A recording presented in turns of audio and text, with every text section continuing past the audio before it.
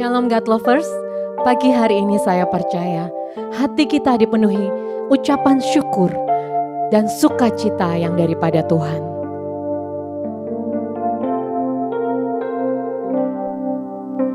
Tuhan adalah kekuatanku, bersama Dia ku tak akan goyah. Ku kan terbang tinggi bagai Raja Wali, melakukan perbuatan yang besar. Ku kan terbang tinggi bagai Raja Wali dan melayang tinggi dalam kemuliaannya.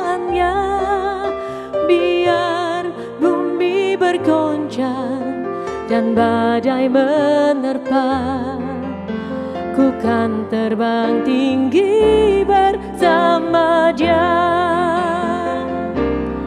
Ku kan terbang tinggi bagai Raja Wali dan melayang tinggi dalam kemuliaannya. Biar bumi bergoncang dan badai menerpa, ku kan terbang tinggi bersama Dia.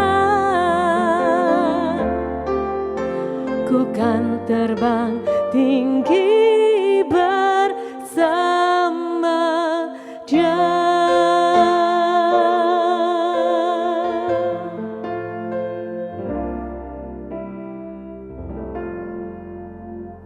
Shalom. Nah, saudara, hari ini kita akan berbicara tentang salah satu sifat daripada buah roh adalah tentang penguasaan diri. Saudara-saudara, di dalam Amsal 25 ayat yang ke-28, di situ Anda bisa baca, orang yang tak dapat mengendalikan diri adalah seperti kota yang roboh temboknya. Kalau saudara hidup tidak punya penguasaan diri, itu seperti sebuah kota yang tidak mempunyai tembok perlindungan. Kalaupun temboknya masih berdiri, sudah mulai runtuh di sana sini dan membuat musuh akan merobohkan, menjatuhkan kehidupan saudara. Pengendalian diri itu adalah sesuatu yang sangat penting sebagai seorang percaya. Karena Galatia 5 ayat 20-23 mengatakan salah satu sifat daripada buah roh itu adalah pengendalian diri. Pekerjaan atau kemampuan untuk memberikan Anda bisa mengendalikan diri itu adalah pekerjaan daripada Roh Kudus. Tetapi kita harus tetap bekerja sama. Seperti seringkali saya ungkapkan bahwa Tuhan itu memberikan kita kepintaran yang luar biasa. Tetapi kalau Anda tidak belajar, Anda tidak rajin membaca, maka pada waktu ujian kita akan gagal sekalipun kita itu pintar. Jadi kemampuan yang diberikan oleh Allah itu harus kita juga dengan cara kita bekerja sama. Paulus mengatakan, tinjuku tidak sembarang memalu angin. Aku berlatih, aku melatih tubuhku. Aku masuk dalam arena pertandingan. Jadi sebagai seorang percaya, Anda harus belajar menjadi orang yang tidak pasif membiarkan Allah bekerja, tetapi kita berpangku tangan. Maka jangan heran sifat pengendalian diri itu akan sulit bisa terjadi di dalam kehidupan kita sekarang ini. Mengapa? Pertanyaannya, kita harus bertumbuh dalam penguasaan diri. Karena kita hidup di zaman now ini, di zaman sekarang ini, ada banyak faktor yang bisa membuat kita tidak dapat mengontrol diri kita, mengendalikan diri kita. Misalnya, soal makanan yang menjamur di mana-mana.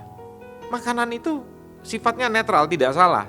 Tetapi kalau kita tidak mengendalikan selera makan kita, maka itu akan berdampak kepada kesehatan. Seorang dokter ahli gizi, bukan dokter saja, tapi dokter S3, lulusan Universitas Indonesia.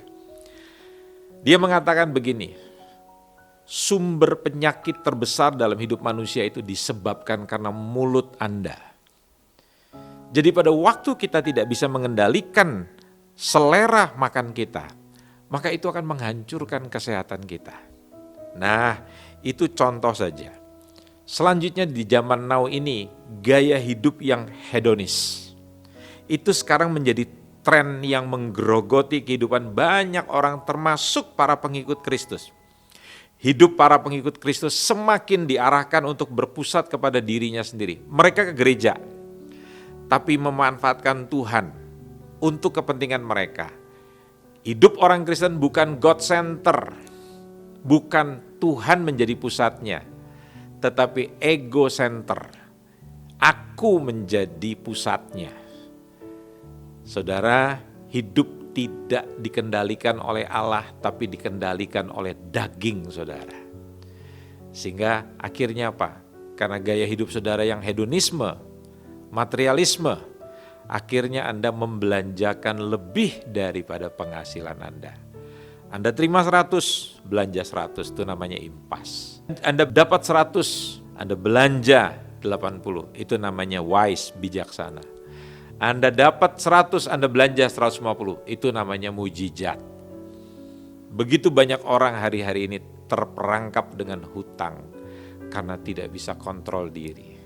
Dia berpikir bahwa jam tangan yang saya pakai harus bermerek. Saya harus memakai dasi yang mereknya Gucci. Tidak boleh mereknya Gentong.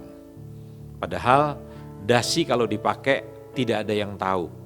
Itu hanya masalah jati diri kita, gambar diri kita yang rusak. Nah, belajarlah hari ini saudara, untuk belajar menguasai diri dengan pimpinan daripada Roh Allah. Mari kita berdoa. Bapa yang baik, terima kasih.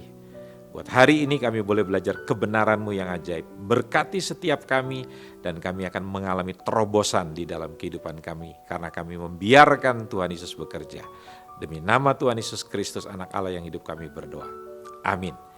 Saudara-saudara, saya percaya bahwa renungan ini memberkati Anda sekalian. Itu sebabnya saran saya, bagikan kepada keluarga, kepada sahabat, dan kepada kerabat kita semuanya. Tuhan memberkati kita sekalian. Amin.